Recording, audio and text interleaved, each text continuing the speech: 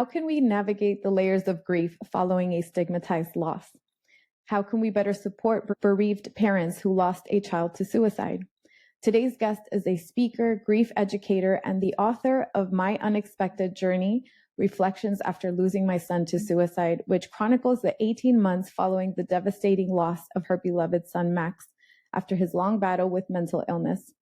Erin Blechman offers grief support to bereaved parents through online groups and community talks that seek to build a greater understanding of mental illness, suicide, loss, and grief. And I promise you this will be a very important conversation that I know will help many. So I invite you to share it with somebody who may need to hear these words. And with that said, I would like to give a very warm welcome to Erin. Erin, welcome to the Grief and Light podcast. Oh, thank you so much, Nina. I'm really thrilled to be here. Likewise. And I have your stunning book here, which shout out to your friend, I believe, who did all the beautiful cover art. And before we get started, I'd like to ask you, how is your heart today? Oh, what a question. I just started a new grief group last night with a group of bereaved moms. And I'm always a little tender, right, around this time, because leading up to it, I hear all their stories. And then after the sessions and we share and talk about our kids that we lost, it's always just, my heart is always just a little more tender because most of those stories hit really close to home. I lost a beloved son at the age of 25.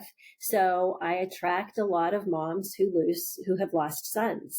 And because I lost Max to suicide, I attract moms who have lost sons or daughters to suicide or some other kind of tragic and traumatic way. And I'm really honored to be able to walk alongside them and have them share their stories with me. But as you can imagine, sometimes they just hit a little closer to home than others. And that brings back a lot of memories. And as I said, makes my heart a little more tender. Well, tender hearts are always welcome here. And thank you for expressing that. I know it could be very difficult, especially when we see so much of ourselves in their stories. And I'm curious, how do you create that emotional separation, if you will, that space between the person that wants to help another grieving parent and then your own experience? Or do you create space between that? When someone joins one of my grief groups, before that call where I hear their story, they learn about mine. And so they're aware of some of the similarities and some of the overlap. And it's really an opportunity for me to empathize with them because in a lot of cases, I understand what they're going through. And in a lot of cases, I'm a little further out from my loss than they are. And so I think what I try to do is I try to give them a little bit of hope, and talk about the fact that, yes, we will grieve the loss of our children for the rest of our lives, but hopefully over time that grief gets easier to carry and our capacity for other things gets larger. So, I think that's how I create the space without bright siding, without, pointing out the silver lining, because there's no silver lining when you lose a child, never. And so I just try to walk alongside them in a compassionate way and try to give them some hope that someday they will feel a little bit better than they'd feel right now. Also recognizing where they are, recognizing, whether they're 4 months, 9 months, 2 years out from the loss of their child and seeing them where they are and acknowledging their pain, witnessing their grief and just sitting with them in it. So I think that's one of the things that our culture is particularly bad at, is sitting with people in their grief. And so it's so funny because I find myself doing that. Like I'll think, like a platitude will pop into my head or, a blessing will come to mind. And that's not helpful. When someone is in the early days of deep grief, there's nothing you can say that's going to make it any better, that's going to cheer them up, that's going to somehow rationalize or explain what's happened. So we just have to sit with people, just sit with them and love them and be there for them. And I try to do that. Thank you Sometimes better than others. Right. We're not perfect. And sometimes even we get it wrong ourselves, even having experienced all of this, but that's part of it. It's having these conversations and becoming more grief informed as time goes by. So hopefully our lack of information as a society doesn't hurt somebody in deep, deep grief and deep, deep loss, like what you experienced. And you outline all of that in your book. It's almost the first, about 2 years of little under 2 years of your lived experience, which, gosh, if that is not like the most raw and tender and just real time in our lives when we are just coming undone. And I saw so much of, you gave words to the experience. I saw so much of like what my mother went through when we lost my brother Joseph. Our families were similar in composition in that it was 2 kids and, the parents. So we are not a huge family. That loss is just reverberates throughout everything we do so much.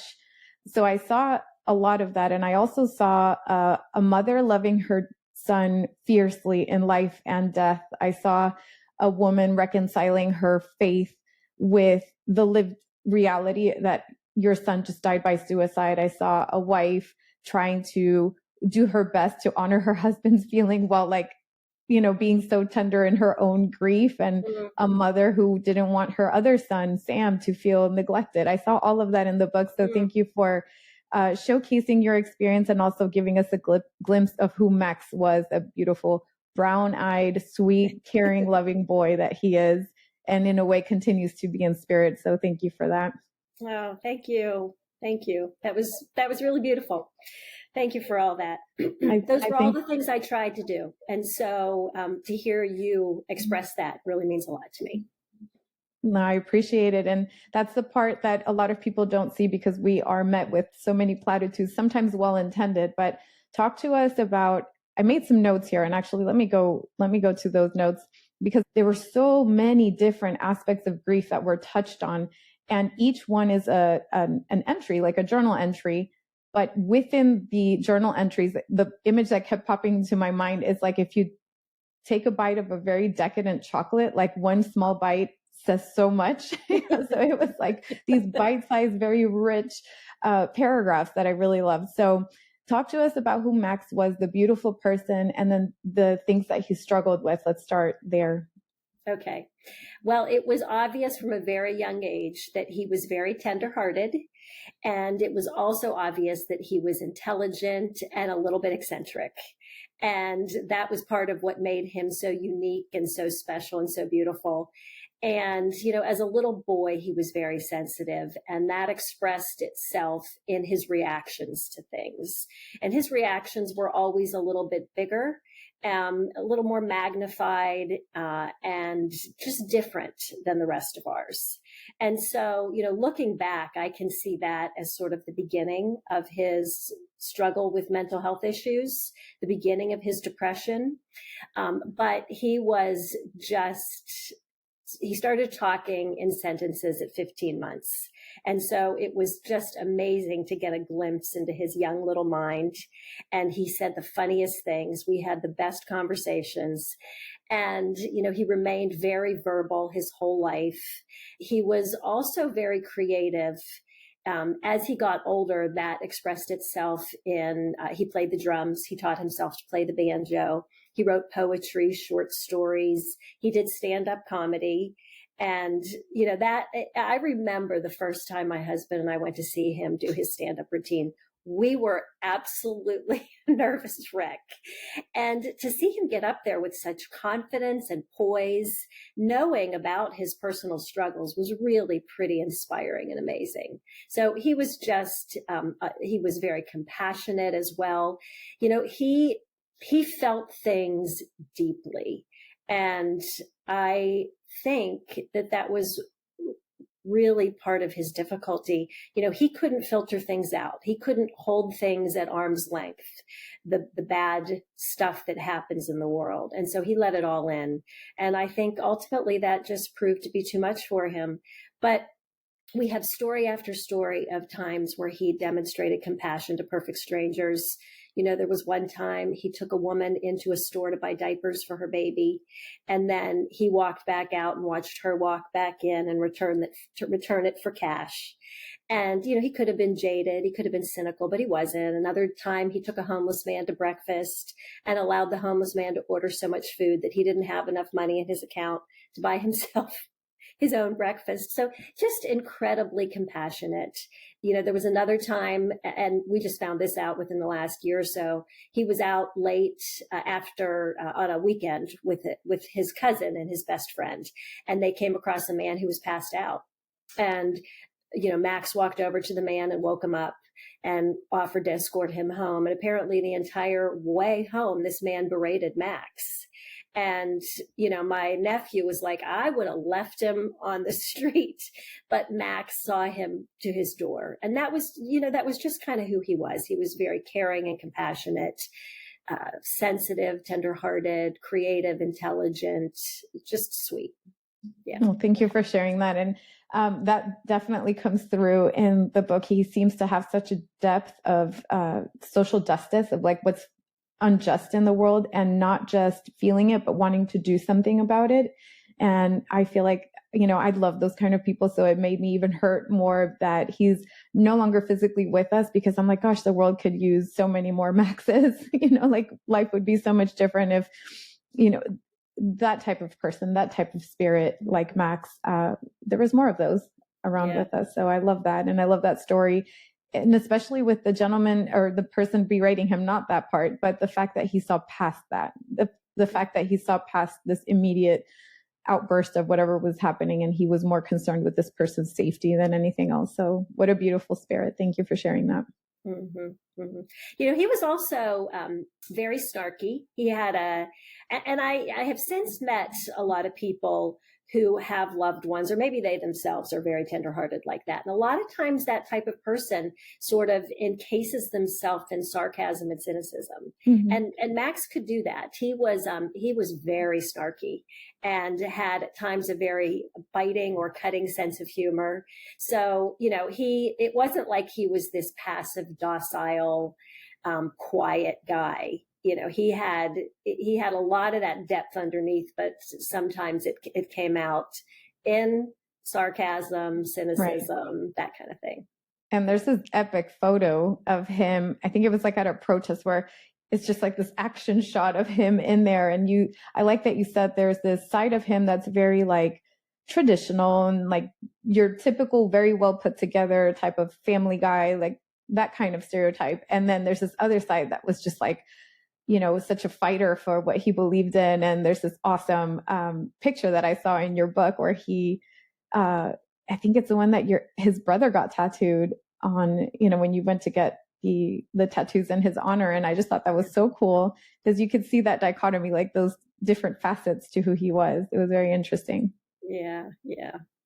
When Sam decided that was going to be his tattoo, Bill and I were like, how in the world is the tattoo artist going to recreate that? And it's just a beautiful rendition. It really is. So it was. And to my understanding, this was, tattoos are a common way that a lot of grievers express their love for their person, because it's something it's a physical representation of something that was meaningful and tied to that person.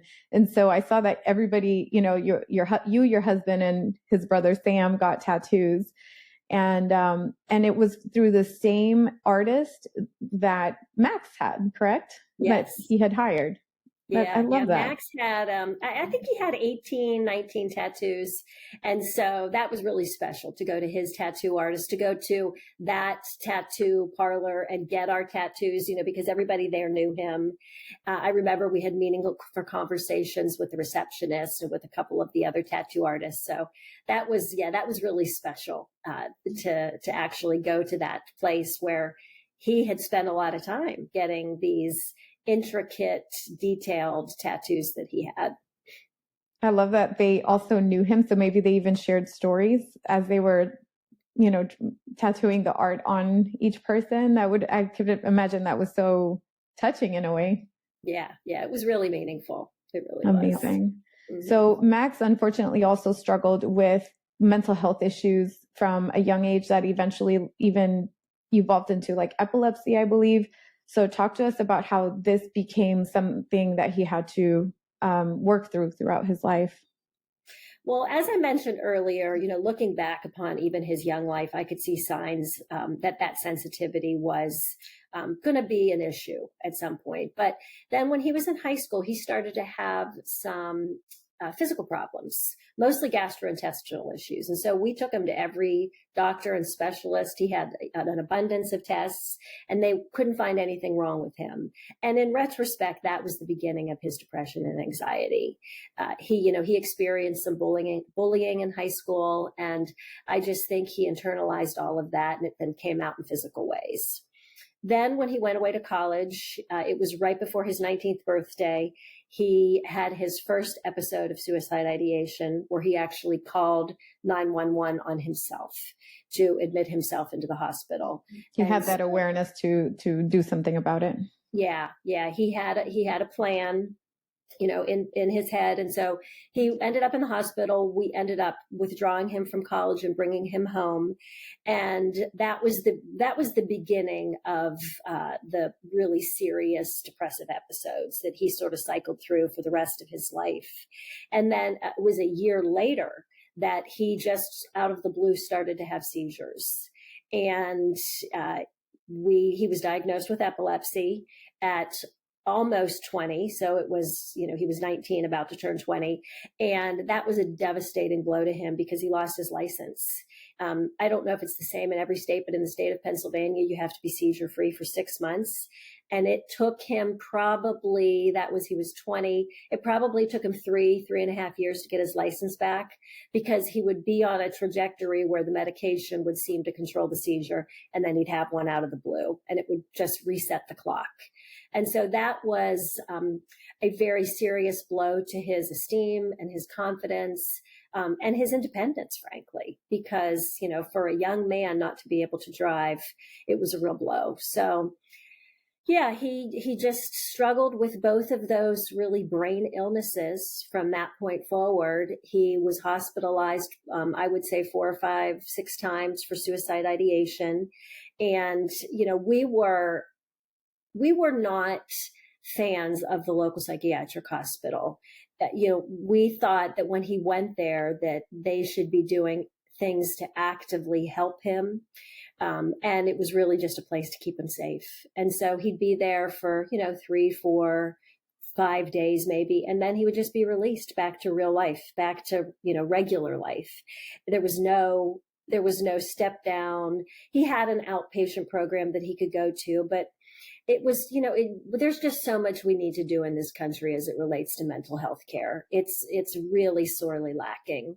And I think we have to do better. We really do. Absolutely. And having these conversations to create awareness, especially from firsthand experience, is key. There was one part that stood out to me because it's something that my parents also were told when my brother was struggling with his own depression as a teenager, young adult. And that's to not fix him, but sit with him and sit with his, whenever he's having, let's say, a depressive episode, just sit with him, just be with him. So could you shed some light on that and what that meant for you? And I know that you expressed some perhaps regret as to how maybe you would have handled it differently, knowing what you know today. Yeah. Well, that was so difficult, to see my boy struggling, to see him unable to get out of bed. And for most of the years that he struggled with his both his epilepsy and depression, he didn't live with us. He lived on his own with roommates or friends in the city. And so, but a lot of times when he was in crisis, he would come home. And so to see him in those depressive episodes was so incredibly difficult. And so a lot of times I would drag him out of bed.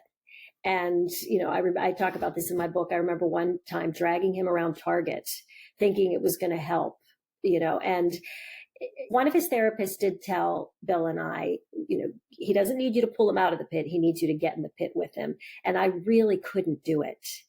And I viewed his depression and his epilepsy sort of as the enemy. And so all I wanted to do was for them to go away. All I wanted was for him to get better. I think that he probably felt like I didn't see him, that I didn't understand him. And, that was a part of him. And I do regret that. So that is one of the things that, I talk to friends about who have children who struggle with depression is, sitting with them, climbing in bed with them if necessary, not trying to fix them. It's kind of like grief, right?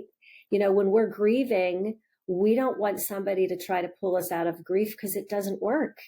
It doesn't help. And so the same thing is true of someone when they're having a depressive episode. It's much more caring and beneficial to actually, try to get in there with them, just sit with them. And that was incredibly hard for me to do. And that is a regret that I have. Thank you for that. And, I believe in giving ourselves grace because we didn't know what we didn't know. And maybe cognitively, we could have been told, this is how it works. This is what you should do, da, da, da, da. But it's not until you go through this experience that often you say, wow, okay, now I really understand what that meant back then. So I honor your experience and your openness, and also the fact that I feel like if maybe we had a do-over, things would be so different, with the understanding that we have now. But unfortunately, that's not an option. Yeah. So it's good to share these experiences. So if you're somebody who is experiencing this with your own child, son, daughter, or with yourself or somebody in your family, it is much more powerful to sit with them in their reality, knowing that this, in a way, this too shall pass, this moment shall pass. But instead of correcting, there is no fixing this in that sense, in that traditional sense. It's not a cut on your finger. So, just active presence, embodied presence does a lot more healing than trying to fix it, whatever that means. Yeah. Yeah. And, one of the things that I talk about in my book, and I talk about pretty openly with people, in my groups and when I do my talks, is the summer after he passed, I myself fell into a depressive episode. I couldn't get out of bed, and I completely lacked that motivation, because the opposite of depression is not happiness, it's motivation. And so I completely lacked that motivation to get out of bed. And so that didn't last very long. It was probably less than, 6 months that I experienced that off and on, but that gave me just a little glimpse into what he experienced, day in and day out, year in and year out. And that gave me a greater understanding, but also created more regret, because I realized, I remember when my husband would come to the door of our bedroom and say, "Are you getting up?" And, I finally started to say to him, "My therapist said I can stay in bed." Doctor's orders, I can stay. But, I remember kind of that, like the resentment that I would feel when he would do that. And so I'm sure Max felt that. And like I said, it's just a regret. And so I really try to talk openly, because there's just depression is so misunderstood. And people use the word depressed in a variety of ways. And it's not always clinical depression. It's not always what Max struggled with. A lot of times people say they're depressed when they're just feeling blue or having a bad day. And, I feel like in a lot of cases, the terminology it's flawed. I think maybe we need to come up with some better terms, some better descriptions. Definitely. You mentioned that a few times in your book as well, to that distinction that, look, this is bigger than just snap out of it or be grateful or express some gratitude or whatever. It's beyond that. It's bigger than that. And the sooner that we accept that for what it is, and the sooner we see the person for what they're facing in their life, the better that we will be able to deal with it ourselves and be of service to that person, or just navigate it more accurately, if you will. Like you said, it's also very similar to the grief experience. So you talk a lot about the platitudes, and I loved the perspective that you put in the book because of your faith, the role that faith played and plays in your life. So the platitudes had a religious tone to them, and other times it's just the generic, boilerplate platitudes that so many of us receive.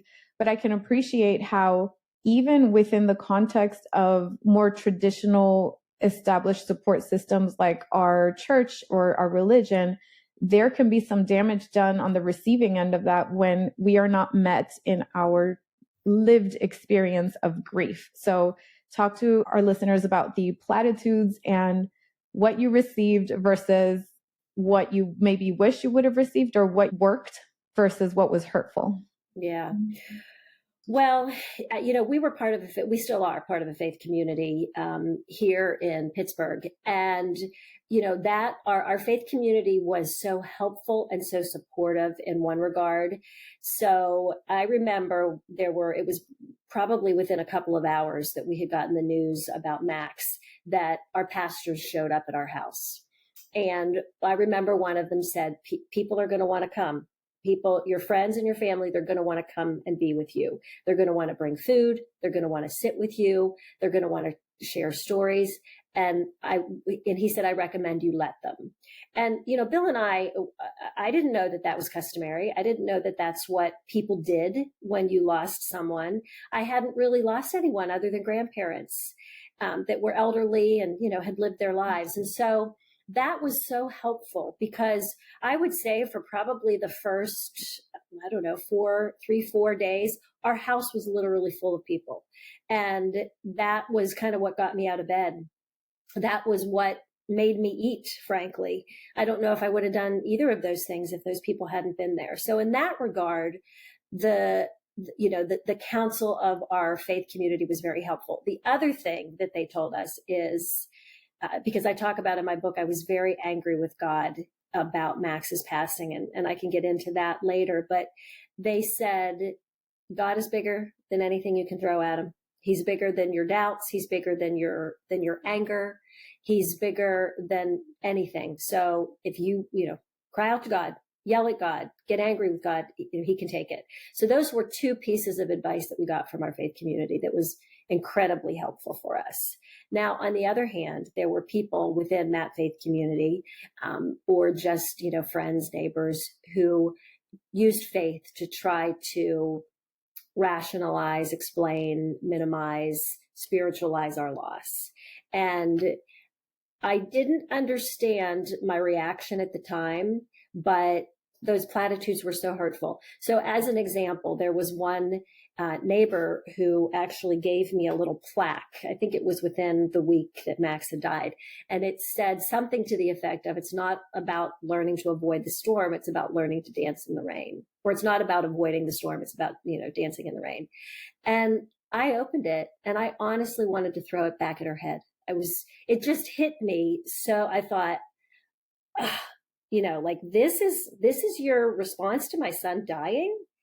And then, there's that everything happens for a reason that drives me crazy. He's in a better place. He's no longer suffering, just all of those things that people mean well. They have good intentions, but at their core, they minimize the loss that we've experienced. And that is just so hurtful for a grieving person, is for someone to think that they can say anything that's going to make you go, oh, you know what? You're right. He is in a better place, or one that we heard, well, at least you had him for 25 years. And, I was like, well, I want him for 25 or 50 more. So, it's just all of those kind of trite phrases, platitudes, they just really need to be stricken from our vocabulary, because they're now what I will say is I can say some of those things now, and I could even say this maybe, a year out, like, I thank God he's no longer suffering. He struggled so much in this life, and thank God he's no longer struggling. But nobody else can say that to me. As a grieving mom, I had to come to that decision, that perception, that perspective on my own. And for anybody else to try to convince me of that or force that upon me is just incredibly hurtful. So, yeah. Yeah. And I'm sorry you received those. I remember my mom, and sometimes to this day, will still get some of these comments, and I cannot not react. Like, it's so triggering to me, because I'm like, gosh, you really don't know what you're talking about. And I remember at the memorial, there was this gentleman, we were trying to rush out because it was past the hour that we were supposed to be there. And there's this gentleman that worked there, and he says, please don't rush, take your time, because this is the last time you're going to see him in physical form, et cetera, et cetera. And he just looked like he meant that from the heart. So we started talking to him. We found out later that he had lost his own son. And so my father asks him, what advice do you have? He turns around, he puts his hand on my dad's shoulder, and he says, people will say the darndest things. Just put your hand on their shoulder and say, you have no idea what you're talking about, and just walk away, because you will hear just the craziest things, sometimes well-intended usually. And other times it's what I now know to be a fear-induced unwillingness to put yourself in that position, even for a second, right? Mm-hmm. So for example, when somebody says, oh gosh, I can't imagine, Erin, what you went through. Well, yes, you can. We all have imagination. You literally can. You don't want to. That's a different story. So I no longer say, oh my gosh, I can't imagine. No, it's like, let me take a second and think about what this person might be going through, knowing it's not even going to come close, but at least make the effort.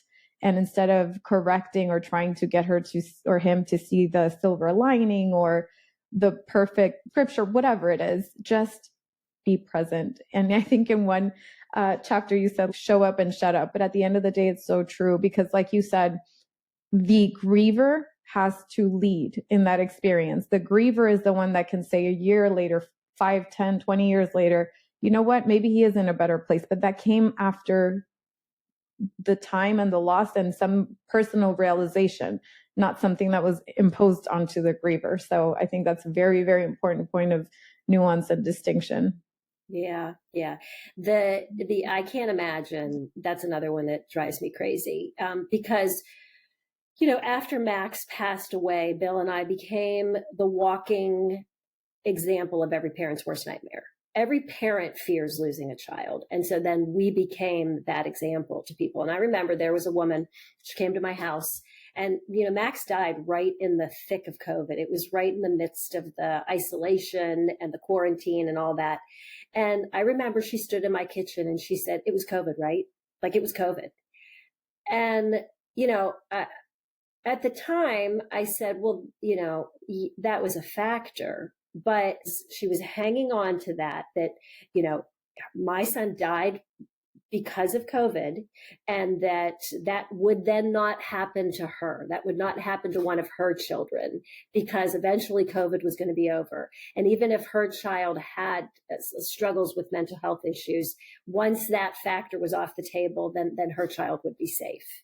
And, that again is so hurtful. To reduce Max's life to one single factor. Suicide is the result of a very complex set of factors. It's not just one. And so to reduce his life to just that one moment, that one issue, was just wrong. It was just, and I could see the fear in her eyes. I could see that she was trying to come up with some reason why what happened to us could not happen to her. And I think that's a really common response for parents, because nobody wants to walk in our shoes. Nobody wants to imagine walking in our shoes. Nobody certainly wants to have to walk in our shoes. So, yeah. We just have to be better at being humans with each other during the difficult moments in life, especially these types of moments. Mm-hmm. And it's what you just named. That's my worst nightmare. I want to get as far away from that as possible. And therefore, what did you do so I make sure that that never happens to me? And like, what factors played in your life and in your experience so that never happens to me? It's an unfortunate reality. And this is important to talk about, because if you have a loved one or a friend or colleague who lost somebody to stigmatized type of loss, please, please, please think of the human one who passed. So they weren't a suicide. No, they were a person who died by suicide. And in my case, for example, my brother struggled with addiction, and ultimately that took his life, right? And so I remember a former coworker, she said, oh, well, now you don't have to worry. What? The worry, and you have a beautiful chapter in this. Let me see if I have the quote. But the worry is replaced with this deep sorrow. It doesn't, worry and hope have been replaced with sorrow and despair. That's what you wrote. And if you don't mind, can I read that paragraph? Would you be okay Absolutely. with that? Okay. Yeah. So there's this, I don't have the page number, but it's in the book. It says, as difficult as that worry was to live with, living with his death is even harder. While he was alive, there was hope. Hope that he would eventually get better, hope that he would continue to take better care of himself, and hope for a better future. Now, worry and hope have been replaced with sorrow and despair. I have to cling to the assurance that he is in heaven with Jesus. Otherwise, I simply couldn't survive. So that to me encapsulates, this thing that, yes, the family was worried. And at the same time, this is also equally as horrible. And that stress is not really going to go away. So maybe, give your take on that aspect of it, please. Yeah. Well, you're trading one set of problems for another, right? You're trading that worry with the despair and the intense grief of losing someone you love so much. It's just really interesting that, and maybe this is the time to share, but part of the reason why his death was so shocking to me was because I really didn't expect it. Even though he struggled for so many years with mental illness, and even though he was hospitalized numerous times for suicide ideation, and we always knew that that could be his outcome, I really didn't think it was going to be. And, as a person of faith, I prayed for him every day for 8 years. He was on prayer lists for multiple people. We had prayer gatherings in our home. I remember walking through my neighborhood and feeling like the Lord said to me, he's going to be okay. So of course I thought that meant he was going to be okay here. And so when he died, I thought, this isn't the way this story was supposed to end. And so I was just completely blindsided by it. And I think that all that hope that I clung to when he was still alive, all those things that, you just read about, that disappeared in an instant. All that hope was gone. And I really struggled with trying to regain that hope for, I remember talking to Sarah Nelson, my graphic designer and illustrator. And, we started working on the book probably 6 months after Max passed. And it honestly just evolved. At no point did I sit down and say, I'm going to write a book. I just was journaling. And then I was putting some of those journal entries out on social media and getting really positive feedback. That's where the idea of the book came from, I think. I think somebody said, you should write a book. And I thought, oh, maybe I will. And then Sarah and I started working together, and that's when she had the idea to have the bird be the theme for the book, because I kept seeing the same bird in the days and weeks following his death. And so we were working on that project again from about 6 months out. And I remember her saying to me, we have to figure out what the end date is. We have to figure out where the book is going to end. And so she threw out 12 months. And we got to that 12-month period. And I said to her, oh, Sarah, we can't end the book at 12 months. It would be the worst, most depressing book in the history of the world. Because at 12 months, I had no hope. I still had no hope. And then it was over the course of the next 6 months, because the book chronicles the 18 months following his death, that I started to see that I could get my hope back. I didn't have it back, but I started to see, down the road, okay, I can see a time where my hope will return. And that's why that last section of the book is called Hoping for Hope, is because I was hoping that at some point I would get my hope back. But, that's just what was so shocking in a way, is that I was blindsided by his death. You can never prepare yourself for the death of a child. I don't think you can prepare yourself for anybody's death. But, even though that had been a fear, I was completely blindsided, completely lost my hope. And that is why I think I fell into that despair and that depression, is because the outcome that I so desperately wanted for him and honestly believed was his future was just ripped away. It was just gone in the blink of an eye. And that was incredibly difficult to navigate and incredibly difficult to get through. So hopefully that answers your question. No, understandable. And I like that you bring up that you prayed, your faith just played such a key role, and the outcome wasn't anything you wanted or ever even imagined would happen. So that came through in your book about this person trying to reconcile these two seemingly opposite realities. Here is my trust and my faith and everything that I know to be true, and we still have to live with this unimaginable loss. So how did you reconcile, or have you reconciled those two aspects of life, really? Or is that something that you're still working on? I think I'm still working on it, but I'm further down the road than I was, certainly when the book was completed, and further than I was even, 2 years ago, a year ago. But, it was, again, I was just so angry. I felt like I was betrayed. I felt like I was abandoned. I felt like this promise that I thought I had received was ripped from me. And so, it really took a long time. And, at first, to be honest, I was just kind of going through the motions.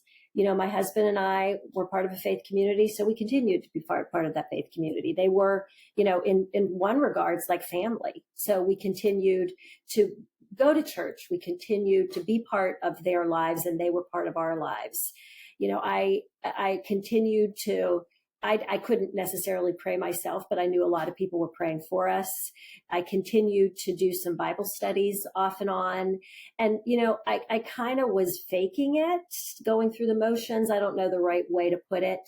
But when I look back now, so it's been over 4 years, I see so many, I'm going to call them God moments, whispers from heaven, whatever you want to say. And, I think starting with the bird that I saw within, days of Max passing away. I think it was even that first day. And for me to notice a bird, we live in a very wooded area, so there is an abundance of birds here. And, there's always birds around. So for me to notice one that was it seemed to be trying to get my attention, was pretty remarkable. So, that was a kind of a little whisper from heaven. And then there have just been instance after instance of things of that nature where I can see that God was with me. I can see that he was bringing people into our lives. Another example is my therapist and our marriage therapist. I was established with a therapist prior to Max leaving, and that was incredibly helpful and providential, because I don't know that I would have made it through without her. She's just been such a source of wisdom and support to me. And the same with our marriage therapist. Having a child who struggles for so many years is difficult on a relationship. And so Bill and I had been seeing a marriage therapist prior to Max passing, and we have continued to see him less frequently, but he has been instrumental in helping us to maintain good communication, to, talk about difficult things, to not judge each other for the way that we're grieving, because that's so easy in a marriage. And, so those are all things that I can look back and I can see these things were in place. And I don't believe they're coincidences. I believe that was the Lord's provision. Therapy plays such a huge role in allowing that space for everybody to be, or just getting us to a place where, hey, you grieve your way, I grieve my way. And that is very evident in marriage. I know there's a high instance of, separation after the loss of a child. So, which you also mentioned in the book, and how you and your husband navigated that with the help of therapy and the support groups and everything, which, to my understanding, I think it was Sam's girlfriend who helped find the support group, which I thought was very beautiful. Yeah, she's an amazing young woman. Right at that year anniversary, we all sort of started to tank. And, Sam had to take some time off work. Bill had to take some time off work as we just tried to navigate. I think we all were sort of holding out hope that at that year anniversary, we're going to start to feel better. And in some ways, that second year is harder because all of the shock, all of the numbness has worn off. You've kind of gotten through all of the first birthdays, the first holidays, the first anniversary, and then you're just staring down at forever. And so I think for a lot of people, that second year is a little bit more difficult. And so we were at that point in June of 2021, and Julia, Sam's girlfriend at the time, she had experience with support groups herself. And so she knew how helpful they were. None of us had. So we didn't even know that we needed it. But she got online. She found a group. She found actually a couple of groups. She interviewed the facilitators and finally settled on this one. And, this is another providential thing. It turned out that the group that was online at that time because of COVID was actually based in Naples, Florida, where Bill and I have a second home.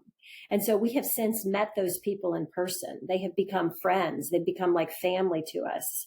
And Julia didn't even know that when she selected him and that group for our family, for Sam and for our family. So that's another, providential little whisper from heaven. But so it was at that year mark that we all joined the support group. And I cannot stress enough how valuable those groups are, because to be with a group of people who understand what you've gone through, who have been through the same thing, it's so normalizing and validating. We knew we could say anything to those people and we would see them shaking their heads. And that was just so powerful that I always tell the facilitator, he is just a saint on this earth. He's been facilitating this group for, 36, 37 years at this point. He's an amazing human being. But I always tell him, I think that group in some ways was the single biggest factor in our healing, because we finally felt understood. We finally felt less alone. And, we have Julia to thank for that. And I don't know if you know this, but Sam and Julia just got married this past December. And well, congratulations to them. Yeah. That's wonderful. This was, this beautiful girl who came alongside Sam in the days after Max passed and just walked beside him and supported and loved him. And now she is part of our family is, again, such a blessing, such a, just so providential. So, well, congratulations to you and Sam and Julia. Sounds like a wonderful, wonderful person who gets it, for better or for worse. But I feel like it's in this case for better. So what a wonderful addition to the family. And I'm thankful that she had this understanding to say, I think a support group and finding the right support group will make a big difference. And it did. So how beautiful. And while we're on the topic of Sam, as a bereaved sibling myself, losing my only sibling, I have a special place for siblings in my heart. So when I was reading your chapter about Sam and how Sam had the Run for Max, I think it's called, he created the Run for Max for Max's birthday, where he ran, it was supposed to be 27 miles, but he ended up doing like 30 or something like that, and raised funds for suicide prevention awareness.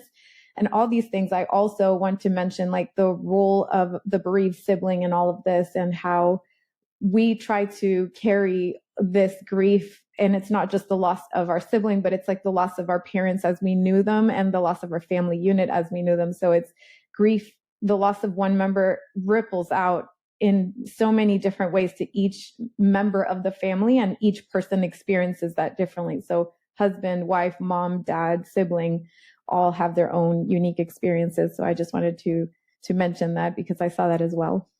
Yeah. Yeah. The run so Sam has done that twice now. He did it. So it would have been 2021 in honor of what would have been Max's 27th birthday. And I think he raised over $20,000 for the American Foundation for Suicide Prevention. He did the run again last year and ran 29 miles in honor of what would have been Max's 29th birthday, and raised again over $20,000.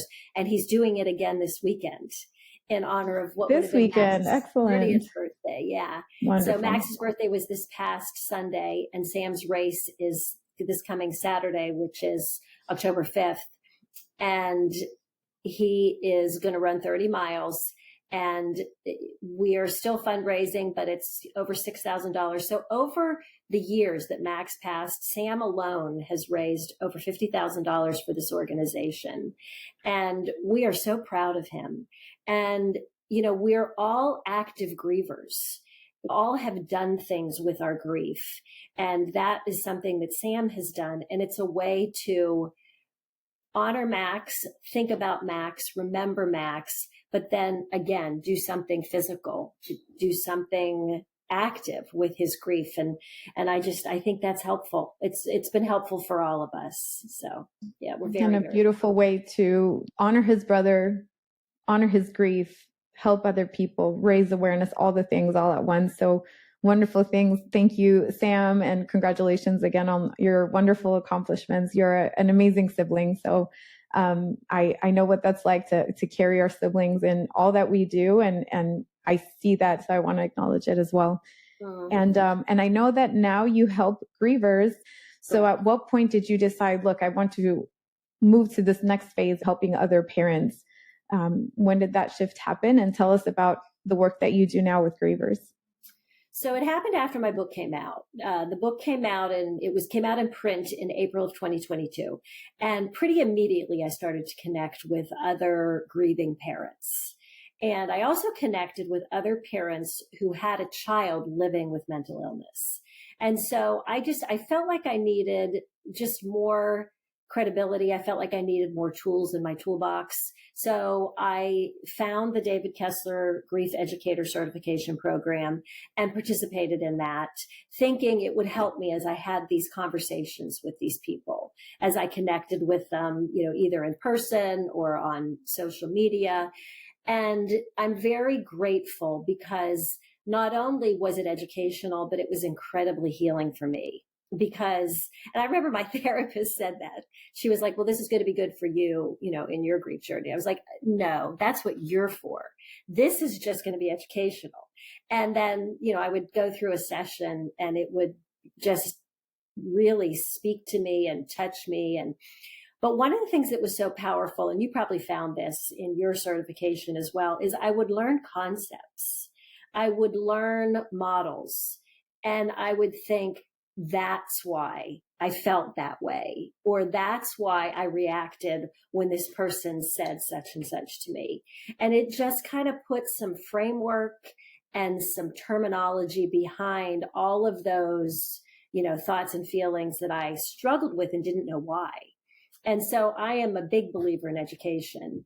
And coming out of that certification, I realized I was going to take that education I had learned and the power of the support group that I had experienced and start my own grief groups for bereaved parents. And I think that is incredibly gratifying to see the groups that come together, because it's always kind of a unique mix of people.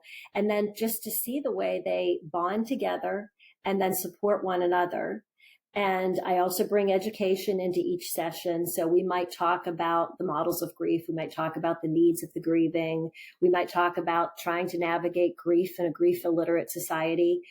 But there's always some educational component. And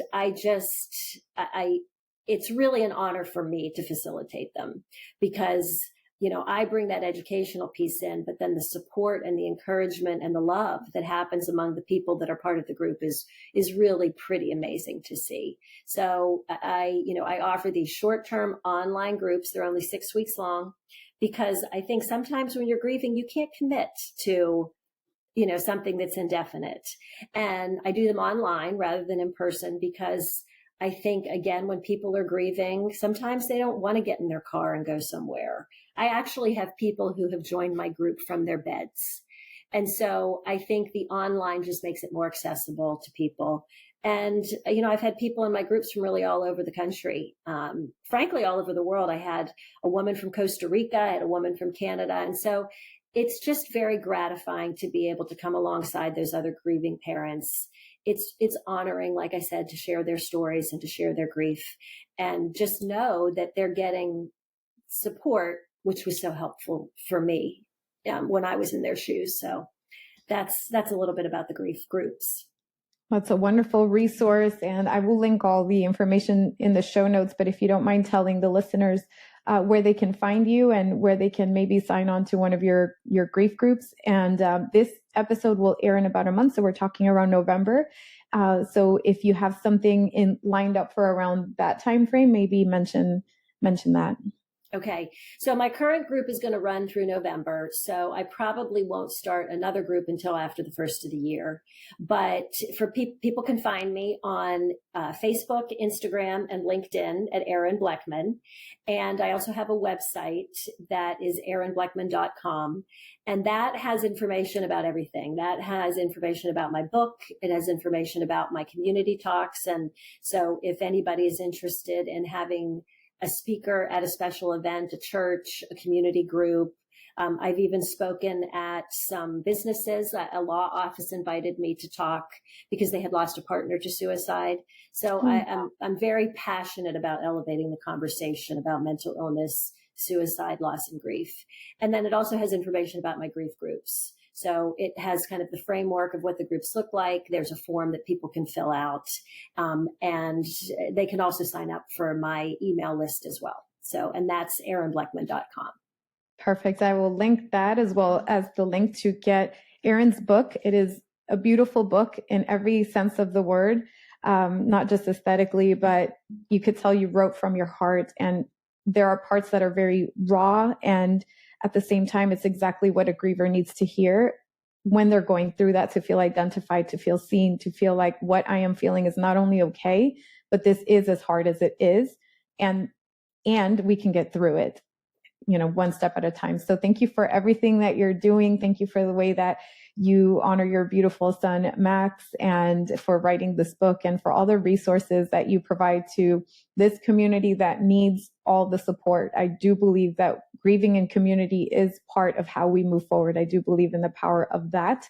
Feeling witnessed and seen and understood is powerful medicine. So thank you for that. And before we end, I would like to give you the floor to just cover anything that maybe I didn't ask, anything that's in your heart to say right now, so that we can complete the conversation.